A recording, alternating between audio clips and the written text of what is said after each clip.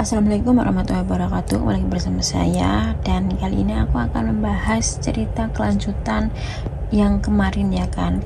Dan kemarin ceritanya mungkin sangat kayak aku tuh sampai nggak bisa menyangka atau berpikir logika kenapa ada seorang suami yang seperti itu ya kan, dan mempunyai ibu mertua yang sangat sadis, sedangkan dia sedang sakit. Itu pun dia tidak bisa berpikir untuk bukan menerima guys, kayak mertuanya nih nggak bisa berpikir kalau dia sakit tuh yang rawat si mantunya ini, kayak gitu loh guys. Nah, oke, sebelum aku menceritakan cerita ini, jangan lupa subscribe, like, comment, dan share. Oke guys, aku akan memulai membacakan ceritanya. Mas, ini undangan nikahan teman kamu? Tanya Melati yang tanpa sengaja melihat secari undangan di atas tas kerja suaminya.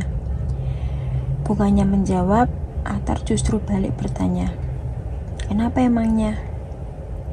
Wah, aku ikut undangannya ya mas. Pulang dari undangan, kita ajak Zio ke mall. Atar mengenyitkan dahinya. Entah kenapa, pria ini tidak suka mendengar ajakan istrinya. Memangnya siapa yang mau ngajak kamu pergi undangan? Melati, kamu itu harus sadar diri. Lihat diri kamu yang lusuh dan kumal. Aku malu ngajak kamu pergi. Dek, hati Melati bagai teriris belati. Ucapan suaminya berusaha sungguh menyayat hati Melati. Aku seperti ini juga karena aku ngurusin anak dan ibu kamu mas. Kenapa harus menyalahkan aku terus? Kamu gak ikhlas merawat ibuku? Melati diam. Kedua matanya terasa panas berair. Tidak ingin melihat air mata istrinya, Atar memutuskan untuk pergi. Sejak 3 tahun yang lalu, kehidupan rumah tangga Melati bak ruang hampa. Wanita ini tidak pernah kemana-mana selain mengurus rumah anak dan ibu mertuanya yang sedang sakit stroke. Sekali saja mas, tolong mengerti perasaanku, karena sampai detik ini aku masih menjadi rumah tempat aku berpulang, ucap Melati dalam hati. Melati rindu masa indah bersama suaminya. Atar yang dulu sangat mencintai dirinya, Atar yang dulu selalu menjadi tempat berkeluh kesah dan tempat bermanja, nyatanya entah kemana rasa itu pergi. Tidak memiliki teman yang bisa diajak bertukar cerita membuat Melati sudah biasa menelan rasa kecewa. Dengan perasaan gundah, wanita ini masih memperhatikan ibu mertuanya. Bu, minum obat dulu ya sebelum tidur, ujar Melati sambil menyiapkan obat untuk ibu Wiwin. Atar mana? Mas Atar pergi sama Zio, jawab Melati seraya menyodorkan 2 butir obat dan segelas air putih. Bu Wiwin sebenarnya hanya lumpuh saja. Kedua tangannya dan mulutnya masih bekerja dengan sangat baik, hanya saja ia terlalu manja. Punya anak perempuan 2 tidak ada gunanya sama sekali. Bisanya cuma kirim uang dan gak mau ngurusin ibunya, gerutu Bu Wiwin yang sebenarnya kecewa pada anak-anaknya. Melati, kamu pergi sebentar ke ATM, ambilin ibu uang kiriman Nina, titah Bu Wiwin seperti biasa. Baik Bu.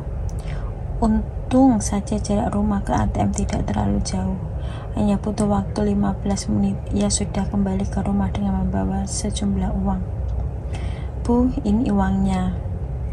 Ini 500 buat kamu. Jangan ngomong sama Atta. Sisanya ibu yang pegang. Sudah hal biasa seperti ini, meskipun kerap kali membuat hati Melati sakit.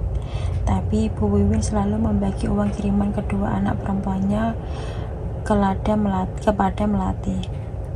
Atta sebenarnya tahu, maka dari itu pria ini hanya memberi jatah per bulan segitu. Pukul 8 malam, Atta dan Zio pulang. Atta menghela nafas panjang saat melihat istrinya yang hanya mengenakan baju daster kumal, bahkan bagian pundaknya saja sudah robek. Sebenarnya Melati juga ingin mengenakan pakaian yang bagus. Hanya saja uang bulanan hanya cukup untuk kebutuhan rumah dan kebutuhan anak-anaknya berupa susu dan popok. Sebenarnya Melati ingin bekerja, tapi pekerjaan apa yang pantas untuk ibu rumah tangga yang hanya lulusan sekolah menengah pertama? Bekerja pun percuma. Siapa yang akan mengurus anak dan ibu mertuanya? Berapa berat badan kamu? Tanya Atta seolah tidak memikirkan perasaan istrinya. 72, jawab Melati. Gimana gak gemuk? Kerja kamu makan aja. Coba ngaca dan lihat penampilan kamu sekarang. Seperti babu, tahu gak sih? Mas, kamu tahu sendiri aku gemuk seperti ini efek alat kontrasepsi yang sedang kau pakai sekarang. Kenapa harus menyalahkan aku terus? Kenapa kamu selalu menyakiti perasaanku dengan menghina fisikku? Halah, alasan saja. Atta tidak peduli. Pria ini merebahkan tubuhnya di kasur milik Zio yang berada di bawah. Kemudian ia memejamkan mata tanpa menghiraukan Melati. Sudah biasa seperti ini, tidak ada malam hangat-hangat malam pengantin. Semakin hari, Melati dan Atta bagai orang asing di dalam rumah. Hanya saja mereka terikat pada pernikahan. Malam telah berganti pagi. Akhir pekan yang sangat membosankan karena Atta tidak pernah mengajak istri dan anaknya pergi jalan-jalan. Atta duduk di atas rumah sambil memperhatikan anaknya bermain. Bahkan pria ini membiarkan kopi buatan istrinya sampai dingin tak tersentuh. Mas, kenapa kopi dan sarapannya tidak dimakan? Tegur Melati. Sudah pasti ia akan mendapatkan jawaban yang sama. Coba lihat dirimu. Bagaimana bisa seorang suami akan berselera makan dan minum jika penampilan istrinya seperti itu? Kalau begitu, beri aku uang. Aku akan melakukan perawatan dan membeli pakaian yang bagus. Mas, sejak Zio lahir, apa pernah kamu membelikan aku pakaian yang bagus? Atta tak bergeming. Pria ini justru sibuk dengan ponselnya sejak tadi. Aku ini sebenarnya salah apa sama kamu, Mas? Tanya Melati dengan suara bergetar. Jangan bahas apapun di depan Kinzo, ucap Atta memperingati. Pria ini masuk ke dalam rumah, pergi mandi, setelah itu berpakaian sangat rapi. Atta memang sangat tampan, laki-laki baik dan berpendidikan yang dulu sangat menerima Melati apa adanya. Nyatanya sekarang telah berubah. Kamu mau kemana, Mas? Tidak bisakah luangkan waktu untuk aku dan Zio? Atta tidak menjawab. Pria ini mengambil dompet dan ponselnya kemudian pergi begitu saja. Melati duduk di tepi ranjang. Wanita ini hanya bisa menangis sekarang. Semakin hari, sikap suaminya semakin membuat Melati merasa dilema dengan keadaan rumah tangganya. Hingga pada akhirnya, Melati memutuskan untuk pergi mandi, merias diri dengan ala kadarnya, pergi ke kamar Ibu Wiwin untuk meminta izin pergi bersama Zio.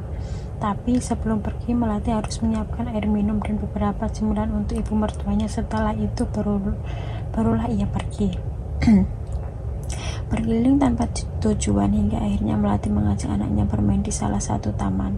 Wanita ini sangat menikmati udara yang terasa sangat segar keluar masuk di hidungnya.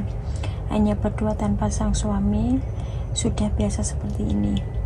Bunda, Zio ingin makan es krim, pinta bocah ini dengan gaya bahasa yang belum fasih. Iya sayang, kita beli es krim di minimarket sana ya, ujar Melati sambil menunjukkan ke arah seberang jalan. Wanita ini pun menggendong anaknya untuk menyeberangi jalan yang sedikit sepi dan hanya ada beberapa kendaraan yang melewat saja. Setelah berhasil menyeberang, Melati menurunkan anaknya. Bunda, itu ayah. Ayah, ujar Zio memberitahu ibunya sambil menunjukkan ke arah kafe yang berada tak jauh dari minimarket tersebut. Karena di samping minimarket terdapat kafe yang cukup mewah. Melati pun menoleh. Betapa hancurnya hati wanita ini saat ia melihat sang suami yang baru saja keluar dari mobil kemudian membukakan pintu mobil untuk seorang perempuan yang sangat cantik sekali. Bahkan tanpa malu, Atta memeluk wanita tersebut di depan umum, bahkan mengecup keningnya. Tapi Atar sangat terkejut saat melihat istri dan anaknya yang saat ini tengah berdiri menatapnya dengan pandangan kecewa. Pria ini gugup, dia telah tertangkap basah oleh istrinya. Nak, kita beli es krimnya nanti aja ya, yuk pulang, nenek pasti nangis sendirian di rumah, ucap Melati pada anaknya. Tanpa berpikir panjang, Melati pun menggendong anaknya kemudian pergi dari sana. Oke guys, dan ini cerita yang sangat sedih ketika kita melihat sang suami kita dengan perempuan lain, itu sangat perih. Dan jangan lupa saksikan di part selanjutnya. Thank you.